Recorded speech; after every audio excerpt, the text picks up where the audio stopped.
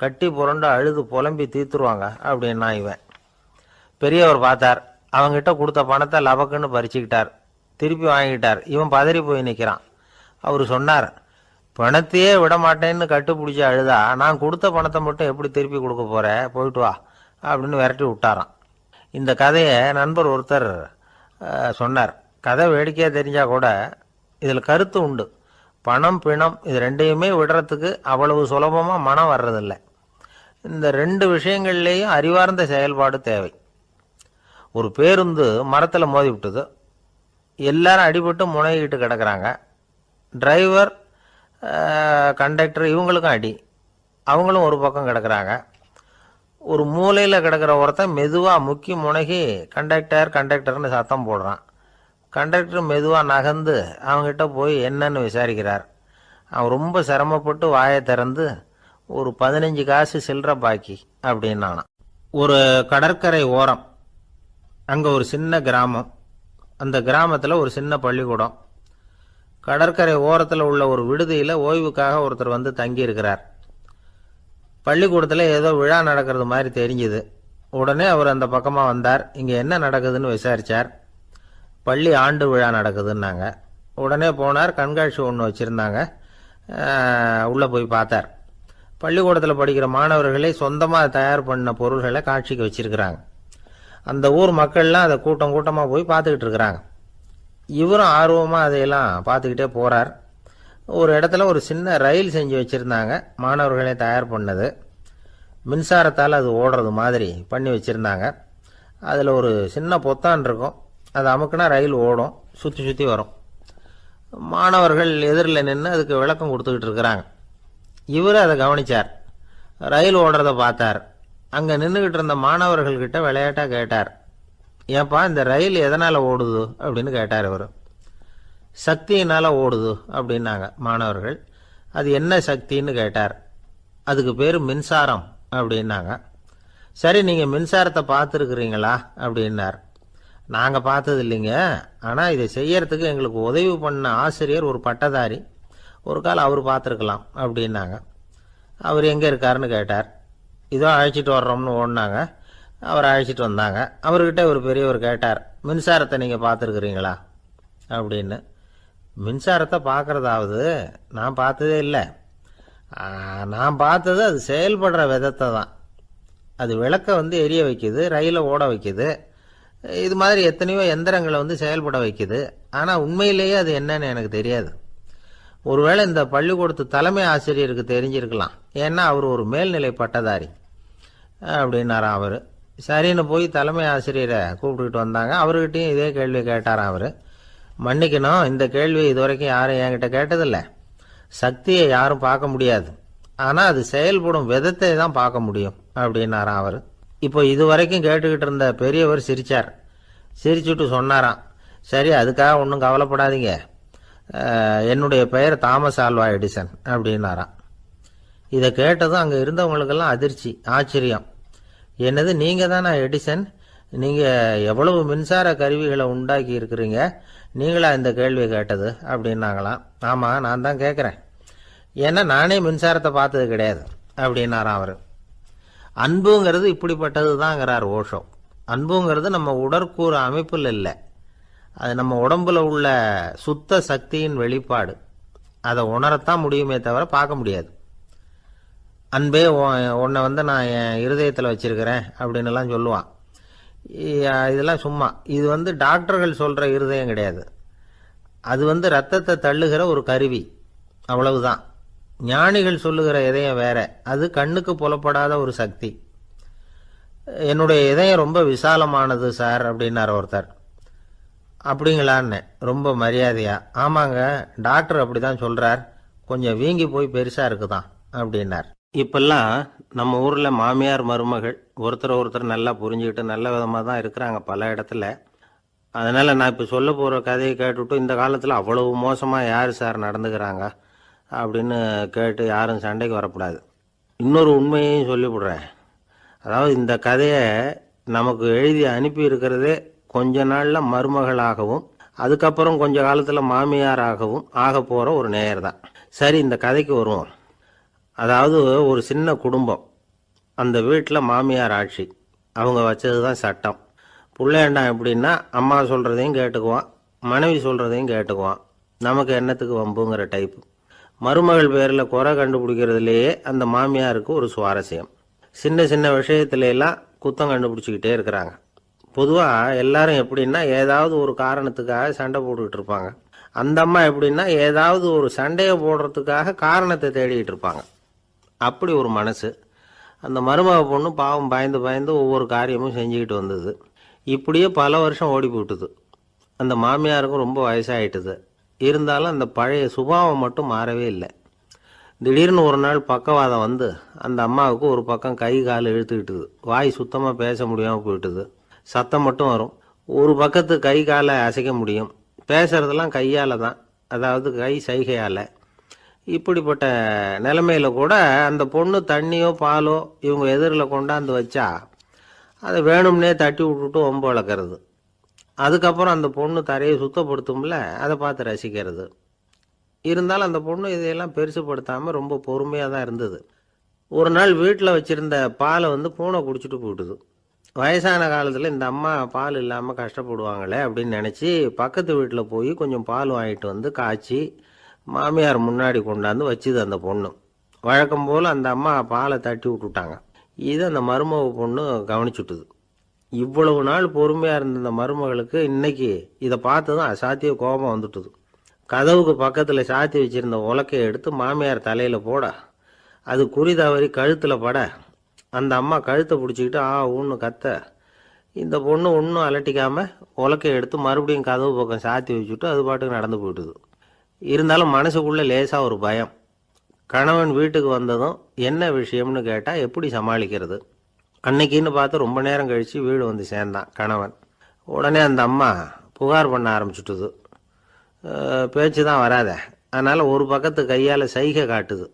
கதவுக்கு பக்கத்தில் இருந்த உலக்க பக்கமாக கையை நீட்டி காட்டி, அப்படியே அந்த கையை தன் கழுத்துக்கு பின்பக்கமாக சுற்றி காட்டி, நாக்கை வெளியில் நீட்டி நடந்த விஷயத்தை புரிய வைக்கிறதுக்கு முயற்சி பண்ணுது.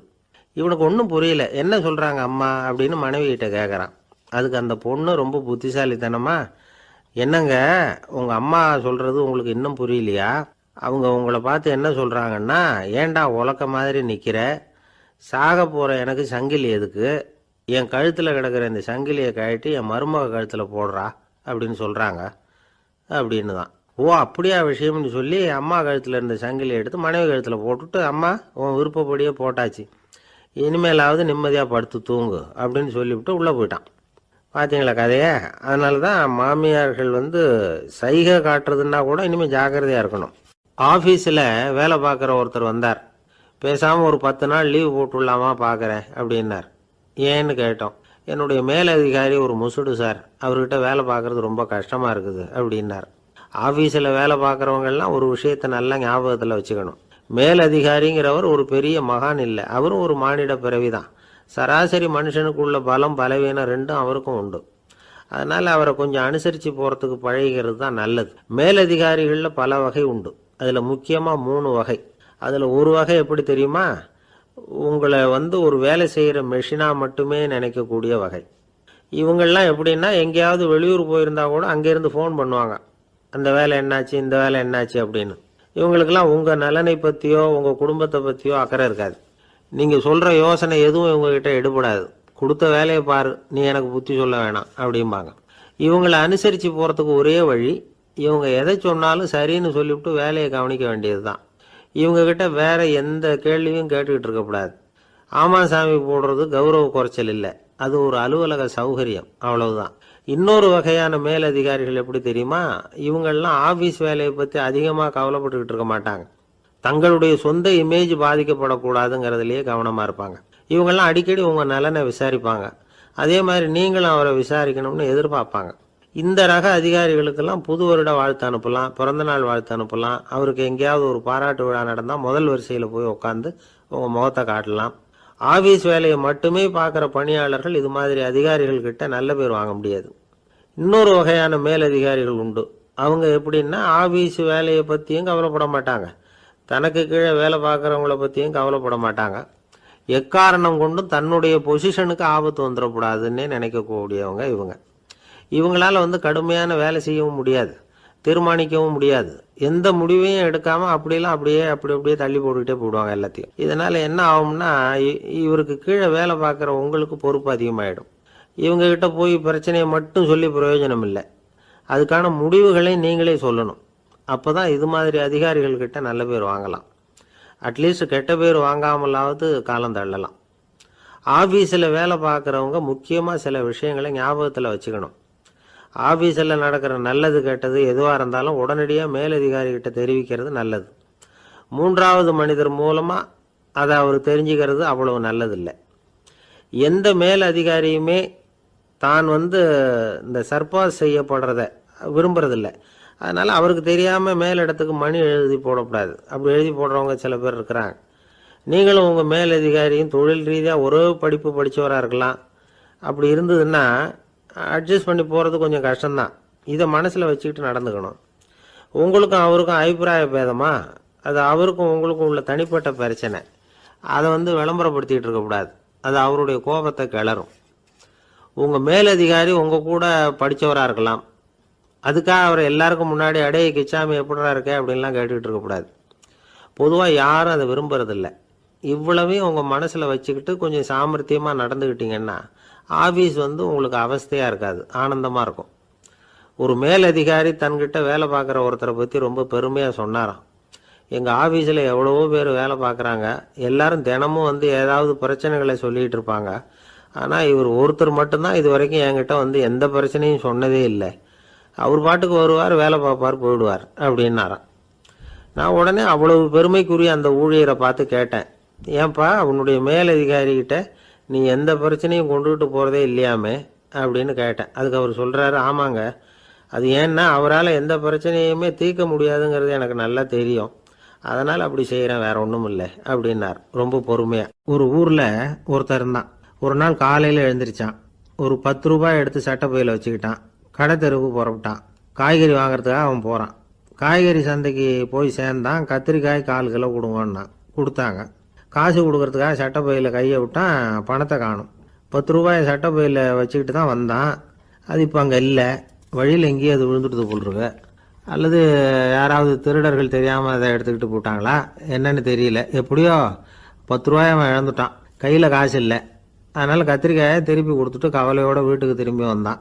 அதையே நினச்சிக்கிட்டு இருந்தான். அவனுக்கு துக்கம் அதிகமாக போச்சு. அழ ஆரம்பிச்சிட்டான். காய்கறிகள் வாங்கிட்டு ஆனந்தமாக சமைச்சு சாப்பிட்லாம்னு நினச்சோம். அது முடியாமல் போச்சேங்கிற கவலை அவனுக்கு. அதனால் அதை மறக்கவே முடியல. இது நடந்து கொஞ்ச நாள் ஆச்சு. அதே மனுஷன் இன்னொரு நாள் அதே மாதிரி புறப்பட்டான். பணத்தை எடுத்து பையில் வச்சுக்கிட்டான்.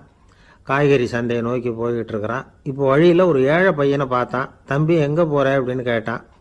ஐயா பள்ளிக்கூடத்துக்கு போய்கிட்டு இருக்கிறேன்னா அவன். சரி, அதுக்கே இவ்வளவு கவலையோடு போய்கிட்டுருக்கிற அப்படின்னு விசாரித்தான் அவன். ஐயா நான் ரொம்ப ஏழை, வீட்டில் வசதி இல்லை, பரீட்சைக்கு பணம் கட்டணும், இன்றைக்கி கடைசி நாள், என்ன செய்கிறதுன்னு தெரியலன்னா.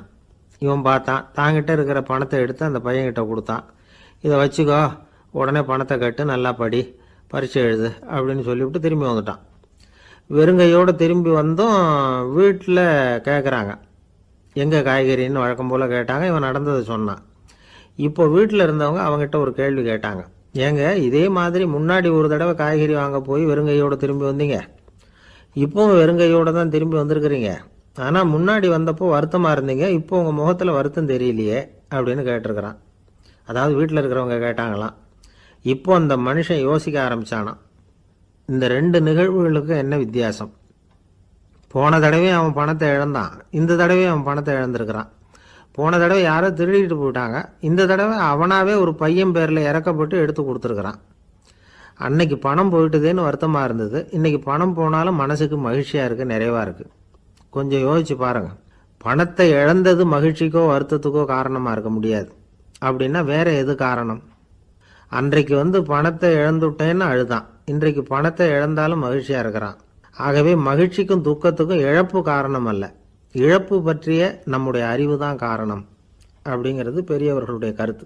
எந்த பொருளும் நமக்கு கவலையை உண்டு பண்ணுறதில்ல, அந்த பொருள் பேரில் நாம் வைக்கிற பற்று தான் கவலையை உண்டு பண்ணுது. பொருள்கள் நம்ம விட்டுட்டு போயிட்டா நாம் அழுதுகிட்டு இருக்கிறோம், நாமே அதுகளை விட்டுட்டு வந்துட்டா மகிழ்ச்சியாக இருக்கிறோம். இந்த உண்மையை புரிஞ்சுக்கிட்டு நம்முடைய வாழ்க்கையை நல்ல விதமாக அமைச்சிக்கணும். ஒரு ஆள் அழுதுகிட்டு இருந்தான். ஏன்டா அழுகுறேன்னு கேட்குறார் ஒருத்தர்.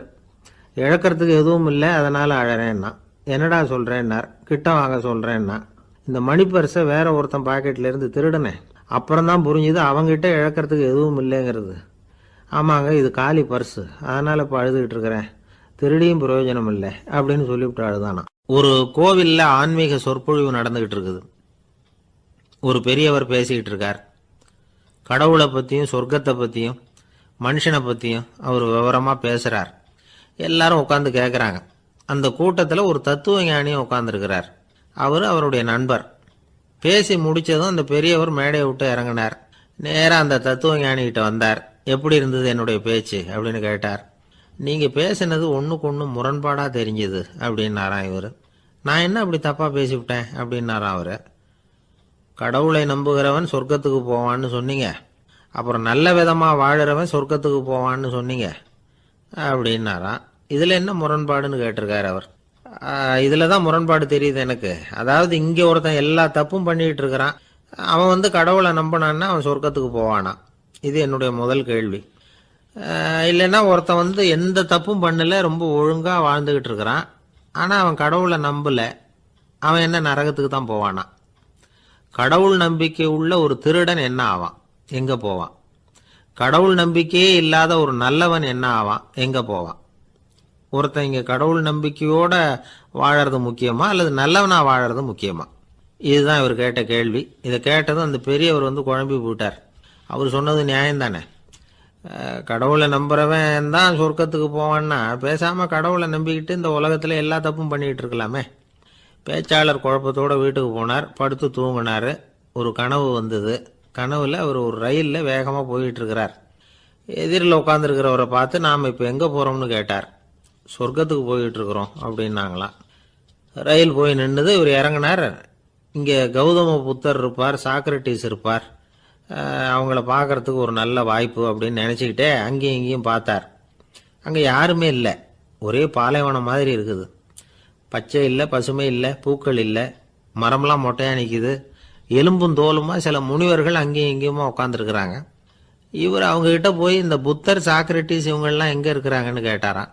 அப்படி யாரும் இங்கே இல்லையே, அவங்கெல்லாம் யார் அப்படின்னு திருப்பி கேட்டிருக்கிறாங்க. இவருக்கு அதிர்ச்சியாக போச்சு. அப்படின்னா அவங்க எங்கே போயிருப்பாங்க? உடனே ரயில் நிலையத்துக்கு ஓடி வந்தார். அப்போ தான் நரகத்துக்கு ஒரு ரயில் புறப்பட்டுக்கிட்டு இருந்தது. அங்கேருந்து அதில் ஏறி உட்காந்தார். ரயில் வேகமாக போச்சு. நரகம் நெருங்க நெருங்க காற்று குளிர்ச்சியாக வீச ஆரம்பிச்சு தான். வெளியில் பசுமையாக இருந்து தான். அழகான மலர்கள், அழகான நீர்நிலைகள், நந்தவனங்கள், ரொம்ப அருமையாக இருக்குது. ரொம்ப அங்கே இருந்தவங்கெல்லாம் ரொம்ப மகிழ்ச்சியாக உல்லாசமாக வேறு இருந்திருக்கிறாங்க. எங்கே பார்த்தாலும் ஆடல் பாடல் உற்சாகம். இவர் ரயிலை விட்டு இறங்கினார். அவருக்கு சந்தேகம், இதுவா நரகம் அப்படின்னு விசாரிச்சிருக்கார். ஆமாம், இதுதான் நரகம்னாங்களாம். எனக்கு ஒரு சந்தேகம் இருக்கார். என்னன்னு கேட்டிருக்காங்க. கௌதம புத்தரும் சாக்ரட்டிஸும் லாவோஸும் இவங்க மாதிரி இன்னும் பல பேரும் கடவுள் நம்பிக்கை இல்லாதவங்க, அவங்கெல்லாம் இங்கே இருக்கிறாங்களா அப்படிங்கிறது தான் என்னுடைய சந்தேகம் அப்படின்னாரா. இப்போ அவங்க சொல்லியிருக்கிறாங்க, இப்போ நீங்கள் பார்க்குறீங்களே பசுமையும் பச்சை பயிர்களும் ஆடல் பாடல்களும் அழகிய மலர்களும், இது எல்லாமே கௌதம புத்தரும் சாக்ரட்டிஸும் அது மாதிரி மகான்களும் இங்கே வர ஆரம்பித்த பிறகு தான் உண்டாக ஆரம்பிச்சுது. இந்த பிரதேசத்தை அவங்க அப்படியே மாற்றிவிட்டாங்க. இப்போலாம் இங்கே இருக்கிறவங்க யாரும் சொர்க்கத்துக்கு போகிறதுக்கே ஆசைப்படுறதில்ல அப்படின்னாங்களாம். இந்த அதிர்ச்சியிலேயே அந்த பெரியவர் கனவு கலைஞ்சி முடிச்சுக்கிட்டார். இதில் இருக்கிற கருத்து என்னன்னா, நல்லவர்கள் எங்கே இருக்கிறாங்களோ அந்த இடத்துக்கு பேர் தான் சொர்க்கம். சொர்க்கம் நரகம்ங்கிறதெல்லாம் ஆன்மீக பண்புகள், அவ்வளவுதான். ஒரு ஊரில் 2 இணைபிரியாத நண்பர்கள். ஒருத்தன் கேட்டான், இப்போ கடவுள் நம்ம முன்னாடி உங்கள் 2 பேரில் யாராவது ஒருத்தர் மட்டும் என்னோட சொர்க்கத்துக்கு வரலாம் அப்படின்னு கூப்பிட்டா நீ என்ன சொல்லுவேன்னு கேட்டானா. இவன் ரொம்ப பெருந்தன்மையாக உன்னையே அழைச்சிட்டு போக சொல்லிடுவேன் அப்படின்ட்டுருக்கான். அப்படின்னா உனக்கு சொர்க்கம் வேணாமான்னு கேட்டிருக்கான் அவன். நீ என்னை விட்டுட்டு போனாவே அப்புறம் இந்த பூலோகமே எனக்கு சொர்க்கம் தாண்டா அப்படின்னு நானா இவன். ஒரு பெரிய காடு. அந்த காட்டுக்கு மத்தியில் ஒரு ஆசிரமம்.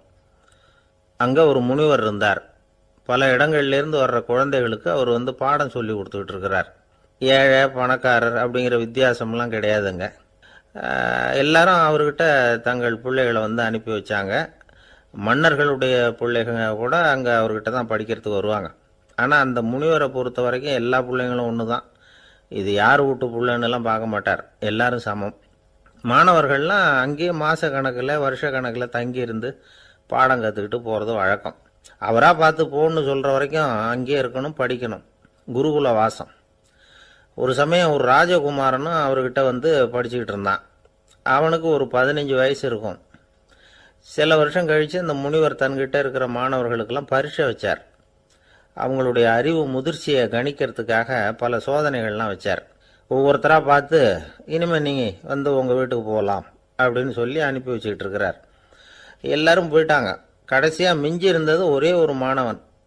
அவனை மட்டும் வீட்டுக்கு அனுப்பலை. யார் அந்த பையன் தெரியுமா? அவன்தான் அந்த ராஜகுமாரன். ராஜகுமாரனுடைய தந்தைக்கு, அதுதான் அந்த ராஜாவுக்கு, அங்கே வயசு ஏறிக்கிட்டே போகுது. என்ன இது, படிக்க போன பையன் இன்னும் திரும்பி வரலையே அப்படின்னு நினச்சார். வந்துட்டா சீக்கிரமாக அவனுக்கு பட்டம் கட்டிவிட்டு நாம் விலகிக்கலாமே அப்படின்னு நினச்சார். கல்யாணம் வேற பண்ணி பார்க்கணும் பையனுக்கு. ஆனால் பையன் வர்ற வழியை காணும். ராஜா பார்த்தார். சரி, நேர்லேயே போய் என்னன்னு தெரிஞ்சுட்டு வந்துடுவோம் அப்படின்னு காட்டுக்கு புறப்பட்டார். அங்கே போய் முனிவரை பார்த்தார். முனிவர் வந்து இவரை அன்பாக வரவேற்று உட்கார வச்சார். அதுக்கப்புறம் ராஜா மெதுவா, எல்லாரையும் வீட்டுக்கு அனுப்பி வச்சுட்டிங்களாமே, ஏன் பிள்ளைய மட்டும் அப்படின்னு சொல்லி மெதுவாக இழுத்தார். முனிவர் வந்து இதுக்கு உடனே பதில் சொல்லலை. ராஜாவை கூப்பிட்டுட்டு போய் விருந்தினர் குடிசையில் தங்க வச்சார். அதுக்கப்புறம் சொன்னார், உங்கள் மகன் வந்து எல்லா பாடங்கள்லேயும் முதல் இடம் வாங்கியிருக்கான். இப்படி முதலாவதாக வர்ற மாணவனுக்கு நாங்கள் இன்னொரு தேர்வு வைக்கிறது வழக்கம். அதுலேயும் அவன் வந்து முதலாவதாக வந்துட்டான்னா அவன் ஒரு பெரிய வித்வான் அப்படிங்கிற கௌரவத்தை அடைஞ்சிருவான் அப்படின்னார். அதாவது முனிவர் அப்படி சொல்கிறார். அப்படி சொல்லிவிட்டு போயிட்டார் அவர். ராஜா அங்கேயே தங்கிட்டார். ராத்திரி படுத்து தூங்கினார். காலையில் எழுந்திரிச்சு அந்த குடிசைக்கு வெளியில் வந்தார் பல்லு விளக்கிறதுக்காக. அந்த சமயத்தில் தூரத்தில் ஒருத்தன் ஒரு கையில் கோடாலியை வச்சுக்கிட்டு தலையில் ஒரு பெரிய விறகு கட்டை சுமந்துக்கிட்டு வந்துக்கிட்டு இருக்கிறது மாதிரி தெரிஞ்சுது. யாராவது விறகு வெட்டியாக இருக்கும் அப்படின்னு நினச்சார் ராஜா. கிட்ட வந்ததும் உத்து பார்க்குறாரு. பார்த்தா அது தன்னோட புள்ள. திகைச்சு போயிட்டார். என்ன இது, ஒரு ராஜகுமாரனை கூட இது மாதிரி வேலையெல்லாம் செய்ய சொல்கிறாங்களே அப்படின்னு நினச்சார். ராஜகுமாரன் வந்து விறகு கட்டை கொண்டுகிட்டு போய் கொல்லை பக்கம் வச்சான். அந்த சமயம் முனிவர் அங்கே வந்தார். என்ன மகனே, விறகு வெட்டிட்டு வந்துட்டியா? சரி, இப்போ வந்து ஒரு துடைப்பத்தை எடுத்துக்கோ, விருந்தினர் குடிசையின் வாசல் பக்கத்தை கூட்டி பெருக்கி சுத்தம் பண்ணு போ அப்படின்னார். அப்படியே செய்கிறேன் குருவே அப்படின்னு சொல்லிவிட்டு போனான். சுத்தம் பண்ண ஆரம்பிச்சிட்டான். ராஜா பார்த்தார் இதை. உடனே ஓடியாந்தார். மகனே, என்ன காரியம் பண்ணுற? துடப்பத்தை கீழே போடுனார். இப்போ அந்த ராஜகுமாரன் சொல்கிறான், தந்தையே, இது வந்து என்னுடைய குருதேவரோட உத்தரவு. இங்கே வந்து நான் ஒரு மாணவன். இங்கே அரசனும் ஒன்று தான், ஆண்டியும் ஒன்று தான். குருதேவர் சொல்கிறத மறுக்காமல் செய்கிறது தான் எங்கள் கடமை அப்படின்னா. இந்த சமயம் முனிவர் அங்கே வந்தார். இவனை வந்து முதுகில் தட்டி கொடுத்தார். அப்புறம் ராஜா கிட்ட சொன்னார், அரசே, உங்கள் புள்ள எங்கள் கடைசி தேர்வுலையும் வெற்றி பெற்றுட்டான். பணிவு தான் மாணவர்களின் மிக உயர்ந்த குணம். குருநாதர் சொல்றது மனசுக்கு பிடிக்கலன்னா கூட மறுக்காம செய்யணும். அப்படி செய்யறதுனால எதை செய்யலாம் எதை செய்யக்கூடாது அப்படிங்கிற விவேகம் அவங்களுக்கு வந்துடும். செய்யக்கூடாததை கூட பெரியவங்க சொல்லிவிட்டா செஞ்சுதான் ஆகணும் அப்படிங்கிற பணிவு அவங்களுக்கு வந்துடும். இந்த குணம் வந்துட்டுதுன்னா அவங்க எத்தனை கடினமான வேலையாக இருந்தால் கூட ரொம்ப சுலபமாக செஞ்சு முடிச்சிருவாங்க. தூக்கத்திலேயும் அப்புறம் துக்கத்திலேயும் தோண்டு போட மாட்டாங்க. இந்த பணிவும் விவேகமும் அவங்கக்கிட்ட மன உறுதியை ஏற்படுத்தும். அந்த உறுதி உங்கள் பையனுக்கு வந்தாச்சு. இனிமேல் அவனை நீங்கள் அழைச்சிட்டு போகலாம். அவன் நிச்சயமாக பேரும் புகழும் பெறுவான் அப்படின்னார். ராஜா அவரை பார்த்து, குருதேவா, புரிஞ்சுக்கிட்டேன், என்னை மன்னிக்கணும் அப்படின்னாரு. அதுக்கப்புறம் மகனை அழைச்சிக்கிட்டு நாட்டுக்கு திரும்பி வந்துட்டார். இந்த கதையை இன்று ஒரு தகவலில் சொல்லுங்கள் சார், உங்கள் நிகழ்ச்சியில் சொல்லுங்கள் சார் அப்படின்னு சொல்லி மாணவர்கள் கேட்டால் பணிவாக இருக்கிறது எப்படி அப்படிங்கிறத புரிஞ்சுக்குவாங்க அப்படின்னு சொன்னார் ஒருத்தர். சரி சொல்லுவோம், அதுக்கு முன்னாடி நேர்லேயே ஒரு பையன்கிட்ட சொல்லி பார்க்கலாமே அப்படின்னு தோணுச்சு. உடனே ஒரு பையனை கூப்பிட்டோம். ஏன்பா, உங்கள் வாத்தியார் உனக்கு இது மாதிரி ஒரு பரீட்சை வச்சா என்ன பண்ணுவேன் அப்படின்னு கேட்டோம். நானும் அப்படி தான் சார் நடந்துக்குவேன். விறகு வெட்டுவேன், தொடப்பத்தினால கூட்டி சுத்தம் பண்ணுவேன், உடனே செஞ்சு முடிச்சிருவேன் சார் அப்படின்னா. பலே பரவாயில்லையே அப்படின்னோம். ஆமாம் சார், அப்படி செஞ்சால் தானே வீட்டுக்கு அனுப்புவார், இல்லைன்னா இன்னொரு வருஷம் இங்கேயே இருந்து படின்னு சொல்லி விடுவார், அதனால் அப்படி செய்வேன் அப்படிங்கிறான் அந்த பையன். இந்த உலகத்தில் உண்மையாகவே வேதாந்தம் பேசுகிறவங்களும் உண்டு, உள்ளுக்குள்ளே வேற மாதிரி இருந்துக்கிட்டு வெளியில் வேதாந்தம் பேசுகிறவங்களும் உண்டு. ஒரு ஆள் இருந்தார். அவரும் ஒரு கடை வச்சு வியாபாரம் பண்ணிக்கிட்டு இருந்தார். மகா கஞ்சன், யாருக்கும் எந்த உதவியும் செய்ய மாட்டார். எச்சில் கையென்ன ஈர கையை கூட உதற மாட்டார். அப்படிப்பட்ட மனுஷன். அந்த ஊருக்கு ஒரு முனிவர் வந்துக்கிட்டு இருந்தார். வருஷத்துக்கு ஒரு தடவை வருவார். ஒரு நாள் 2 நாள் இருப்பார், அப்புறம் போயிடுவார். அந்த முனிவர் வர்றப்போலாம் இந்த ஆள் எழுந்திரிச்சு ஓடி போய் அவரை வரவேற்பான். ரொம்ப பெரிய வேதாந்தி மாதிரி அவர்கிட்ட பேசிக்கிட்டு இருப்பான். காயமே இது பொய், வெறும் காற்றடைத்த பையும்மா, தர்மம் தலைகாக்கும்மா. பணம் என்ன சார் பணம், இன்னைக்கு ஒருத்தன் கையில் இருக்கும், நாளைக்கு ஒருத்தன் கையில் இருக்கும், எல்லாம் மாயம். எனக்கு தான் இன்னமும் இந்த சம்சார பந்தத்திலிருந்து விடுபடுறதுக்கு நேரம் வரலேம்மா. அந்த முனிவரும் இந்த ஆள் இப்படி சொல்கிறத கேட்ட உடனே, ஏப்பா அப்படி சொல்கிற, இப்போ கூட நீ சரின்னு சொல்லு, உனக்கு தீட்சை கொடுத்து இதிலிருந்து விடுபடுற ஞானத்தை போதிக்கிறேன் பார். உடனே அந்த ஆள் என்ன சொல்லுவான் தெரியுமா? ஐயோ சாமி, இப்போ அது எப்படிங்க முடியும், பிள்ளைங்கள்லாம் சின்ன சிறுசுங்க, அதுகளுக்கெல்லாம் ஒரு கல்யாணம் காட்சின்னு செஞ்சு கடமையை முடிச்சுட்டா நீங்கள் சொல்கிறபடி செஞ்சு விடலாமா. சரி, இன்னும் முனிவர் போயிடுவார். அடுத்த வருஷம் வருவார். இவன் வழக்கம் போல் வேதாந்தம் பேசுவான். சரி தீட்சை கொடுக்குறேன் வாம்பார். பேரம்பேத்தியை பார்க்கணும், கோர்ட்டில் கேஸ் ஒன்று இருக்குது, அது முடியணும் அப்படின்னு தயங்க ஆரம்பிச்சிருவான். எல்லாம் சொல்லுவான், ஆனால் குடிக்கிறதுக்கு தண்ணி கூட கொடுக்க மாட்டான். ரொம்ப வருஷம் கழித்து மறுபடியும் ஒரு நாள் அந்த ஊருக்கு முனிவர் வந்தார். இவன் கடைக்கும் வந்தார். அப்புறம் அங்கே கல்லாவில் நம்ம ஆள் இல்லை. அவன் புள்ள தான் உட்காந்துருக்கிறான். அப்பாவை போலவே புள்ளையும் எழுந்திரிச்சு ஓடியாந்து முனிவரை வரவேற்றான். அப்பா எங்கன்னு விசாரிச்சார் முனிவர். ஐயோ, அதை ஏன் கேட்குறீங்க சாமி, உங்ககிட்ட தீட்சை வாங்கி இந்த சம்சார பந்தத்திலேருந்து விடுதலை பெறணும்னு சொல்லிக்கிட்டே இருப்பார். அது நிறைவேறாமலே போய் சேர்ந்துட்டார். போன மாதம் ஒரு நாள் திடீர்னு நெஞ்சு வலிக்குதுன்னார், அவ்வளவுதான் போட்டுன்னு போயிட்டார் அப்படின்னு புலம்புனான் பையன். இதை கேட்டதும் முனிவர் சிரிச்சாரான். அவன் எங்கடா போவான், உன் அப்பா எங்கேயும் போகல, இதோ வாழை ஆட்டிக்கிட்டு உன் காலடியிலே இருந்துக்கிட்டு இருக்கான் பார் அப்படின்னு சொல்லி அங்கே நின்றுக்கிட்டு இருந்த ஒரு நாயை சுட்டி காட்டினாரான். என்ன சாமி சொல்கிறீங்க அப்படின்னு ஆச்சரியமாக கேட்டிருக்கான் பையன். உடனே முனிவர் அந்த நாயோட தலையில் ஒரு தட்டு தட்டி பேசுகிறா அப்படின்னாரான். உடனே அந்த நாய் வேதாந்தம் பேச ஆரம்பிச்சுட்டு தான். காயமே இது போய் வெறும் காற்றடைத்த பைய அப்படின்னு தான். முனிவர் சொன்னார், அடே இப்போவும் ஒன்றும் கெட்டு போகல, நீ விரும்புனா சொல்லு, உனக்கு தீட்சை கொடுத்து என் பின்னாடியே அழைச்சிட்டு போயிடுறேன், அங்கே அழைச்சிட்டு போய் உனக்கு ஞானத்தை போதிக்கிறேன், வர்றியா அப்படின்னு கேட்டிருக்கார். உடனே அந்த நாய் சொல்லிச்சான், ஐயோ அதை ஏன் கேட்குறீங்க சாமி, நான் உண்ணாமல் தின்னாமல் ஏராளமான சொத்து சேர்த்து வச்சுட்டேன். என் பிள்ளைங்க அதோட பெருமை தெரியாமல் ராத்திரி நேரம்லாம் கதவை திறந்து போட்டுட்டு தூங்கிடுவாங்க. அதனால் இப்படி நாயாக பிறந்து ராத்திரி பகலாக சுற்றி சுற்றி காவல் காத்துக்கிட்டு கிடக்கிறேன். இப்போ எப்படி சாமி வர முடியும் அப்படின்னு கேட்டுதான். அறியாமையிலேயே சுகம் கண்டு இப்படி இருக்கிற ஆளுங்களுக்கு எப்படி விடுதலை கிடைக்கும், எப்போ விடுதலை கிடைக்கும் அப்படின்னு கேட்குறார் தசாவதானி, திருக்குறள் பேர் ராமையா. அவர் கேட்குறது நியாயம் தானே. இந்த காலத்து பையன் ஒருத்தன் அப்பா கிட்ட சொன்னான், அப்பா இன்னைக்கு நான் 1 ரூபா மிச்சப்படுத்தி விட்டேன் அப்படின்னு. நானும் அப்படியா, என்னடா பண்ணேன்னு கேட்டிருக்கார் அப்பா. டவுன் பஸ்ஸில் ஏறாமல் அது பின்னாடியே ஓடியாந்தேன், 1 ரூபா மிச்சம் தானே அப்படின்றான். அட பாவி, ஒரு ஆட்டோ பின்னாடி ஓடியாந்துருந்தா 10 ரூபா மிச்சமாயிருக்குமே, வேஸ்ட் பண்ணிட்டியே அப்படின்னாராம் அந்த அப்பா. பிரிட்டிஷ் ஆட்சி நடந்துகிட்டு இருந்த காலம் 1920களின் கடைசி. அப்போ நடந்த ஒரு உண்மை நிகழ்ச்சி இது. ஒரு கல்யாண மாப்பிள்ளை ரயிலில் இறங்க போகிறார். அவரை வரவேற்க ஒரு ராஜ குடும்பமே காத்துக்கிட்டு இருக்குது. மங்களூர்லேருந்து இறங்குற அந்த மாப்பிள்ளை யார் தெரியுமா? ஒரு நாய். உண்மைதான், அந்த நாய்க்கு தான் கல்யாணம். சுதேசி சமஸ்தானத்து மன்னர்களில் ஒருத்தர் ஜூனாகட் மகாராஜா, அவரோட வளர்ப்பு நாய் ரோஷனாரா, அதுக்கு கல்யாணம் பண்ணி வைக்கணும்னு ஆசைப்பட்டார். மாப்பிள்ளை தேடினார். மங்களூர் மகாராஜாவோட வளர்ப்பு நாய் ஒன்று இருந்தது, பேரு பாபி. இது ரெண்டுக்கும் கல்யாணம் நடத்த முடிவு பண்ணார். திருமணத்துக்கு வேண்டிய எல்லா ஏற்பாடுகளையும் பண்ணுங்க அப்படின்னு உத்தரவு போட்டார். ஆயிரக்கணக்கான அழைப்புதழ்கள், பல சமஸ்தான மன்னர்கள், ஜமீன்தார்கள், பிரிட்டிஷ் அதிகாரிகள், பெரிய பணக்காரங்க, இப்படி நிறைய பேருக்கு அழைப்புதழ்கள் அனுப்பி வச்சாங்க. பத்திரிகையை பார்த்தவங்கெல்லாம் திகைச்சு போயிட்டாங்களாம். இருந்தாலும் என்ன பண்ணுறது, ராஜாவே அழைக்கிறார், போகாமல் இருக்க முடியுமா? அந்த சமயத்தில் நாட்டின் கவர்னர் ஜெனரலாக இருந்தவர் இர்வின் பிரபு, அவருக்கும் ஒரு பத்திரிகை போயிருக்குது. வாங்கி பார்த்ததும் அவருக்கு பயங்கர எரிச்சல். உடனே குப்பை தொட்டியில் போட்டுவிட்டாராம். மாட்சிமை தங்கிய பிரிட்டன் சக்கரவர்த்தியின் பிரதிநிதியான தன்னை கேவலம் ஒரு நாயின் திருமணத்துக்காக அழைக்கிறதா அப்படின்னு அவருக்கு ஆத்திரம். இருந்தாலும் கல்யாணம் பிரமாதமாக நடந்துதான். கல்யாணத்தன்னைக்கு பொண்ணுக்கு ஸ்பெஷல் குளியல், தண்ணீருக்கு பதிலாக வாசனை திரவியங்கள், பன்னீர், குளிச்சதுக்கு அப்புறம் அலங்காரம், வைர மாலை, முத்து மாலை, ஏகப்பட்ட அலங்காரம்.